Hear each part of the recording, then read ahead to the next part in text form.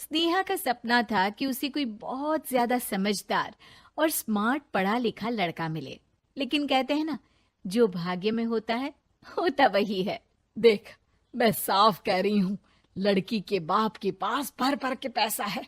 अरे एक बार लड़की ने तुझे पसंद कर लिया तो समझ के पैसे की तो नदियां भर जाएंगी, लेकिन फिर भी तेरी प्यास नहीं बुझेगी बेटा।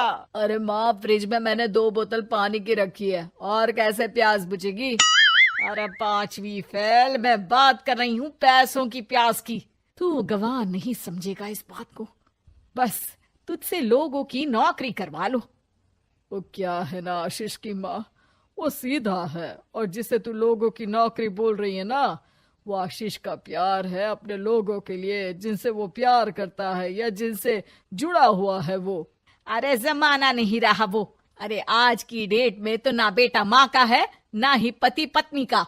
कैसी बात कर रही है माँ? चाहे दुनिया यहाँ की वहाँ क्यों ना हो जाए, मैं आपके बिना नहीं रह सकता, ना ही मैं आपको कभी धोखा दे सकता हूँ। अरे हाँ, ठीक है ठीक है। देख, लड़की को पढ़ा लिखा लड़का चाहिए तो वहां चुप रहना।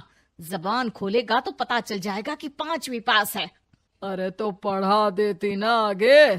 माना सौतेली माँ हो, लेकिन दहेज की लालच तो अपने बेटे जैसी ही रख रही हो। पापा ऐसा मत बोलिए ना माँ को, वो मेरी माँ है, मैं उनसे बहुत प्यार करता हूँ। अच्छा अच्छा बेटा, कुछ नहीं कहता, बस तैयार हो जा, चलते हैं और देखते हैं कि कौन है लड़की और क्या चाहती है। सभी मिलकर लड़की देखने जाते हैं, जहाँ स्नेहा आशीष को देखकर ही इम्प्रेस हो जाती है। वाह, कितना हैंडसम है। काश इससे मेरी शादी हो जाती, लेकिन पता नहीं कितना पढ़ा लिखा है। स्नेहा, लड़का बहुत अच्छा है, बेचारी की माँ दूसरी है, लेकिन देख रही है ना, हीरा भी इतना चमकीला नहीं होगा जितना कि ये।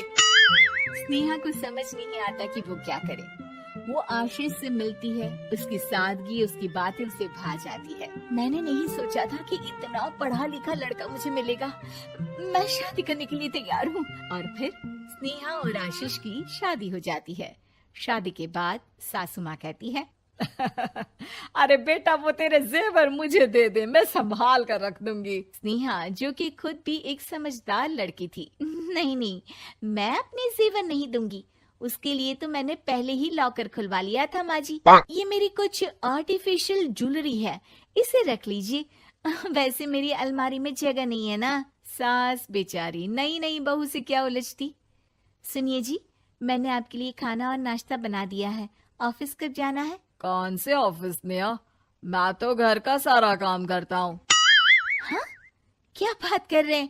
इतना पढ़ लिख कर आप घर का काम क्यों करते हैं? कितना पढ़ लिख कर? मैंने तो सिर्फ 5वीं तक पढ़ाई की है। तभी वहाँ सास आ जाती है। अरे 5वीं तक भी पढ़ लिया तो समझो मेरी कृपा से, वरना तो जो इसके लक्षण थे ना, क्या बताना। अच्छा आशीष, जरा बाहर जा और भाग कर टूथपेस्ट लेकर आ। सुबह से मंजन नहीं किया। और हाँ, फिर जाकर दुकान की सफाई कर देना। तेरा छोटा भाई दुकान पर जाने को तैयार हो रहा है। स्नेहा ये सब सुनकर हैरान रह जाती है। वो सोचती है कि आखिर उससे क्या गलती हो गई जो उसके साथ ऐसा हुआ। आशीष स्नेहा के पास जाता है। सुनो, तुमको तो मैंने पहली मुलाकात में ही बताया था कि। स्नेहा आशीष की बात ही नहीं सुनना चाहती है। वो जोर से चिल्लाती है, चुप रहो बिल्कुल, गंवार कहीं के।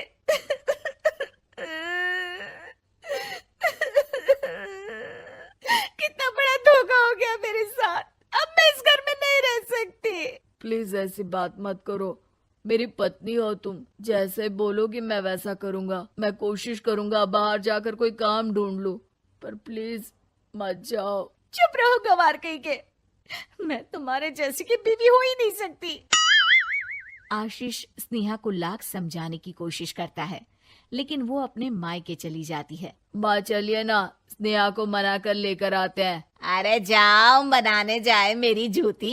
इतना घमंड, जैसे कलेक्टर हो कहीं की महारानी। अरे मैं तो तुझे कहूंगी कि तू भी भूल जा, हमने नहीं भगाया, खुद ही तो गई है। माँ वो बीवी है मेरी, मैं प्यार करता हूँ उससे, मैं जा रहा हूँ उसे लेने। वहीं स्नेहा के घर पर, माँ वो तो कुछ काम ही नहीं करता, घर का नौकर है, 5वीं पास।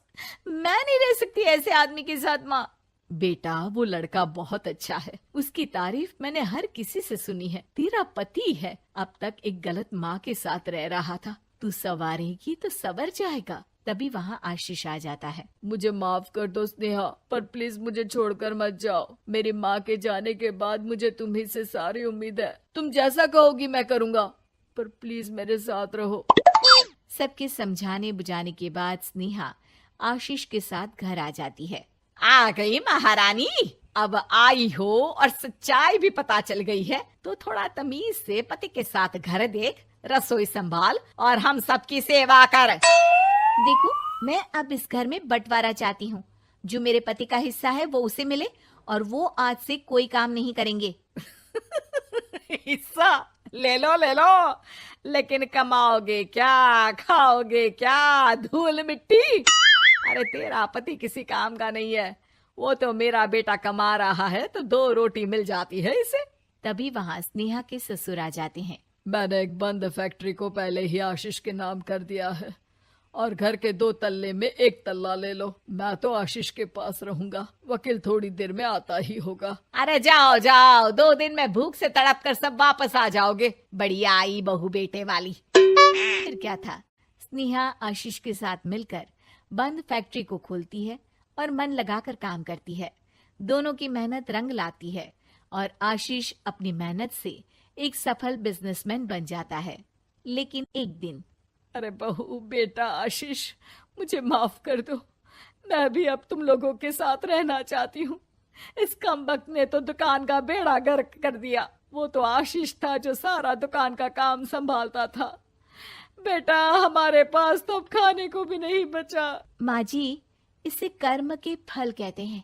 खैर, खाना है तो आपको और आपके बेटे को काम करना पड़ेगा, समझी? हे भगवान, अब ये दिन आ गए हैं कि बहू के साथ रहने के लिए मुझे काम करना पड़ेगा। बेटा आशीष, तू ही समझाना अपनी बीवी को। पता है ना मैंने तुझे कितने प्यार से पाला है। हाँ माँ, वो तो ऐसे ही बोल रही है आपको। अरे घर में कामकाज के लिए बहुत सारे नौकर चाकर है, आप आराम से रहिए माँ। स्नेहा आशीष का अच्छा और सरल सच्चा व्यवहार देखकर मन ही मन सोचती है, मेरा पति गवार ही सही, लेकिन दुनिया का सबसे अच्छा इंसान है।